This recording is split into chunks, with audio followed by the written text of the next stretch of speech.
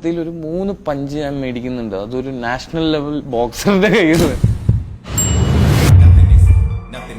ഈ സിനിമയിൽ എന്റെ ക്യാരക്ടറിന്റെ പേര് ജോജോ എന്നാണ്. ജോജോന്റെ പെർസ്പെക്റ്റീവിലാണ് കഥ നെറേറ്റ് ചെയ്യുന്നത്. ബിഗിനിങ് സ്റ്റേജിൽ ഞാൻ ഭയങ്കര ഡൗട്ട്ഫുൾ ആയിരുന്നു, എന്നെ കൊണ്ട് നടക്കുന്ന പരിപാടിയാണോ.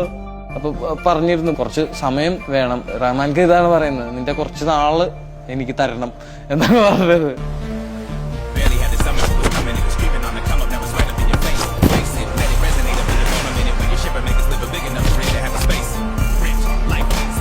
നമുക്കും ചില കാര്യങ്ങളൊക്കെ പറ്റും എന്നുള്ളൊരു കോൺഫിഡൻസും മൊത്തത്തിലൊരു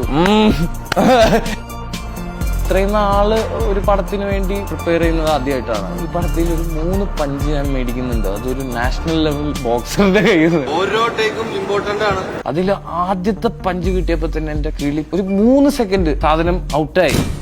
എവിടെയാ നിൽക്കുന്നത് എന്നുള്ളൊരു സാധനം അത് നിങ്ങൾ പടം കാണുമ്പോൾ മനസ്സിലാവും. അത് ഭയങ്കര എക്സ്പീരിയൻസ് ആയിരുന്നു. തൊട്ടപ്പുറം തന്നെ ഹോസ്പിറ്റൽ ഉണ്ടായിരുന്നോണ്ട് നേരെ ഇവിടെ